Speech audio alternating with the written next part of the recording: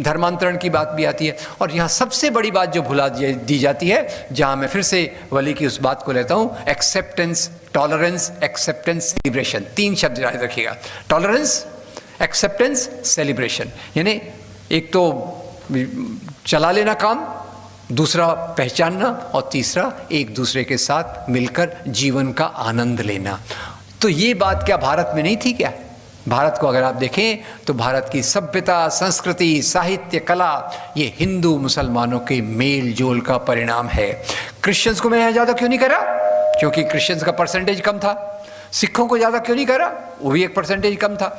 और सिख जब मेरे बात में आई तो पहली बात बताऊं, भारत की मेल जोल की परंपरा का उच्चतम बिंदु आप अगर देखेंगे तो मुझे सिख धर्म में मिलता है। सिख धर्म में क्यों मिलता है? संत गुरु नानक के जीवन को देखिए। संत गुरु नानक इस्लाम को समझने के लिए मक्का तक गए, हिंदू धर्म की गहराई को देखने के लिए काशी तक गए। और उनके इसमें जो सिखों का जो ग्रंथ साहब है वो किसी एक किताब के आधार पे नहीं है, उसमें कुरान से लिया गया है, वेदों से लिया गया है, सूफी संतों की चीज़ों से लिया गया, और सबको जो अच्छा मिलता गया। जैसे हमारे वेदों में एक वाक्य है, आनो भद्रा क्रत्वो यंतु विश्वत, दुनिया के अच्छे से अच्छे विचार मुझ तक आए, मैं उनको स्वीकार करूँगा। वो शांति का सिद्धांत मुझे बुद्ध से मिलता है, एक्सेप्टेड, मोहम्मद साहब से मिलता है, मैं उसको भी स्वीकार करता हूँ। तो सवाल मामला ये है कि भारत में मेल जोल की एक उच्चतम परंपरा रही है, और उस परंपरा को लोग आज नज़रअंदाज कर रहे हैं। और ये इसीलिए इतिहास को समराइज़ करने के लिए मैं आपको बताना चाहूँगा, आज 3 प्रकार का इतिहास यहाँ चल रहा है। एक इतिहास वो है जो गांधी और नेहरू ने सामने लाया, उसको और सामने भी कई लोग ले गए। ये इतिहास कौन सा है? ये आपको आश्चर्य होगा कि गांधी अपनी किताब हिंद स्वराज में एक जगह लिखते हैं कि ये कहना कि हिंदू और मुसलमान एक दूसरे के विरोधी थे, बिल्कुल गलत है। हिंदू और मुसलमान मिलजुल कर राज करते थे, मिलजुल कर जीते हैं। ये गांधी के हिंद स्वराज में आप देख लीजिएगा। और इसी बात को आगे ले जाने के लिए पंडित जवाहरलाल नेहरू यहाँ की गंगा जमनी तहजीब का बार बार हवाला देते हैं। पंडित नेहरू बताते हैं कि यहाँ जो हिंदू, यहाँ का जो संगीत है, साहित्य है, कला है, ये सब तो मेल जोल से ही बना है, कोई एक अकेला उस प्रकार से नहीं बना। और उसमें खैर ये जनरेशन के लिए मैं एक ये उदाहरण देना चाहूँगा। वो उदाहरण शायद आप में से कई लोगों ने वो फिल्म लगान देखी होगी। उसमें वो गाना आपको याद है, ओ पालनहारे निर्गुण और न्यारे। सोचिएगा, इस गाने को जो भगवान कृष्ण की स्तुति में लिखा गया है, इसके लिखने वाले का नाम है जावेद अख्तर, और लिखने वाले का नाम जावेद अख्तर, और इसको गाने जिसने संगीत दिया है उनका नाम है अल्लाह रखा रहमान। ये बात हमारे संगीत में लागू होती है, और ये बात उस महान शहनाई वादक पे भी लागू होती है जो हिंदुओं की पवित्र नदी गंगा के किनारे हिंदू मंदिरों की सीढ़ियों पर बैठकर अपनी शहनाई बजाने की कला को विकसित करते थे, उस्ताद बिस्मिल्लाह खान। उसके बाद बिस्मिल्लाह खान, और ये सब जो मेल जोल हमारे बीच में चलता रहा, ये मेल जोल आज़ादी के आंदोलन से और मजबूत हुआ। तो इसके पहले ये समझ लें कि ये जो इस प्रकार की बात को हटकर लोगों ने इसको हिंदू मुसलमान के नज़रिए से देखना चालू कैसे किया। और ये बात तो आपको पता ही होगा, एक मैं मजाकिया तौर पे कई बार बताता हूँ कि जैसे अकबर को मुसलमान माना जाता है, अकबर के राज को उसको अंग्रेज़ों ने मुग़ल पीरियड कहा, मुग़ल पीरियड या मुस्लिम पीरियड कहा। अब मुझे बड़ी हैरानी होती है। पहली बात तो मुझे ये लगता है कि ये जो पीरियडाइजेशन ऑफ हिस्ट्री भारत में हुआ है वो किया था अंग्रेज़ एक इतिहासकार जेम्स मिल। जेम्स मिल ने यहाँ के इतिहास को प्राचीन हिंदू काल, मध्ययुगीन मुस्लिम काल और आधुनिक ब्रिटिश काल के रूप में रखा। अब उसमें खैर ये समझने में थोड़ा कठिन लग रहा होगा, पर मैं ये पूछना चाहता हूँ, क्या मुसलमान राजा केवल मुग़ल राजा थे? मुग़लों उसमें मुसलमानों में और भी थे, उसमें जो गुलाम थे, गजनवीद थे, अलग अलग प्रकार के सब लोग थे। और क्या ये लोग केवल धर्म के आधार पर चलते थे? तो उसमें याद रखिएगा, अकबर के दरबार के नवरत्न तो सबसे ज़्यादा पॉपुलर है। मैं औरंगज़ेब पर भी आऊँगा। अकबर के दरबार के नवरत्नों में आपको पता होगा एक 2 हिंदू नवरत्न थे। याद कीजिए कौन है 2 हिंदू नवरत्न? बीरबल और दूसरा टोडरमल। टोडरमल आप बोल रहे हैं तो याद रखिएगा, टोडरमल अकबर के दरबार में क्या करते थे?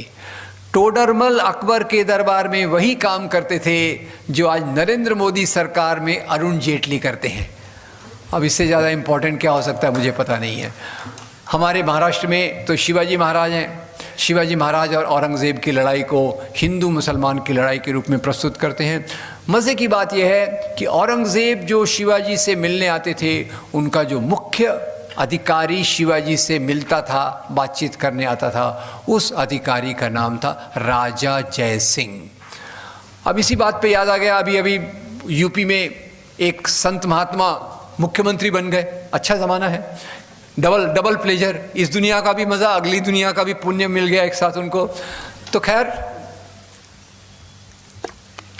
आते से ही उन्होंने टूरिज़्म का ब्रोशर बनाया और ब्रोशर में भारत का सबसे जो बड़ा टूरिस्ट अट्रैक्शन है उसका नाम गायब कर दिया। क्या नाम उस जगह का? ताजमहल। अब किसी ने कहा ये ताजमहल तो पहले यहाँ शिव मंदिर था, किसी ने कहा ताजमहल तो हमारी गुलामी का निशानी है, वगैरह वगैरह। उनको ताजमहल में याद आ गई। कई बोलते हैं देखो ये आर्किटेक्चर है, ये मिला जुला है। एक्सक्यूज़ मी, मिला जुला आर्किटेक्चर होना ये अच्छी बात है कि बुरी बात है?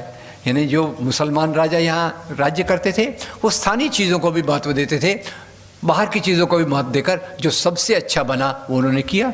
अब उसमें टेवर्नियर नाम के फ्रेंच जौहरी हैं, उनका फ्रेंच जौहरी ने बताया कि उनके मेमोयर्स में उन्होंने लिखा, फ्रेंच जौहरी उस समय आए हुए थे, दूसरे ट्रैवलर आए हुए थे, उन्होंने अपने इसमें लिखा कि हमने सुना है शाहजहाँ बहुत दुखी है, उसकी प्रिय बेगम मुमताज़ महल की मृत्यु हो गई है और उसकी याद में वो एक बड़ा मकबरा बना रहा है।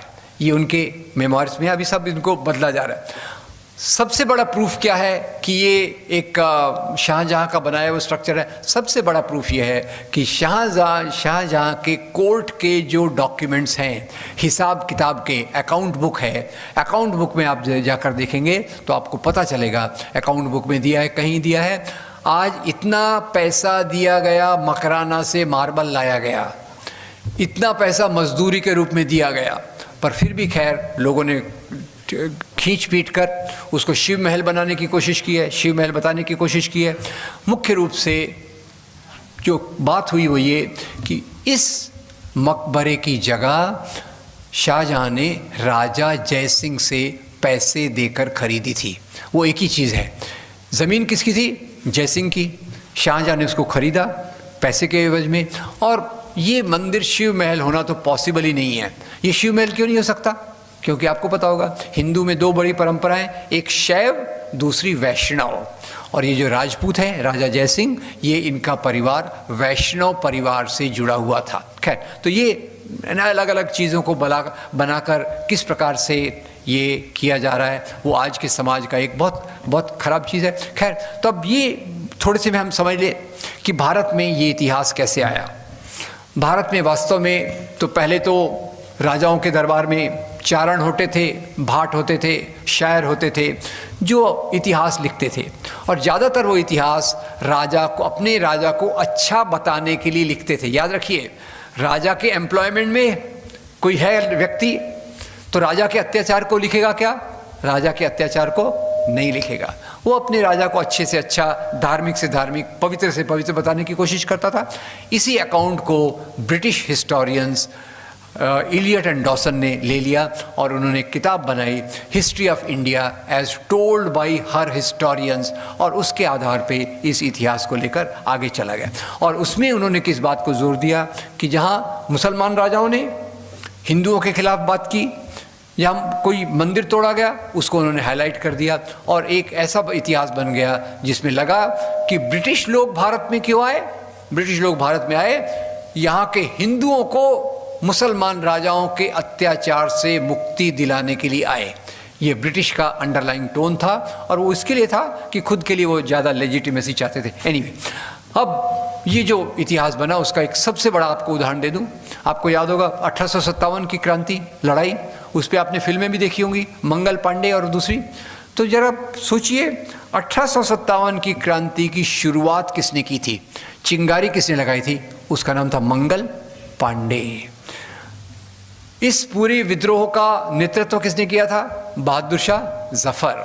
और बहादुर शाह जफर के साथी कौन थे? तात्या साहब टोपे, नाना साहब पेशवा, झांसी की रानी। हिंदू मुसलमान मिलके अंग्रेज़ों के खिलाफ लड़े, अंग्रेज़ों की सत्ता डगमगा गई। वहीं से उन्होंने फैसला किया अगर हमको यहाँ राज्य करना है तो हमें वही नीति लगाना पड़ेगा जो राज करने वाले करते हैं, वो है फूट डालो और राज करो।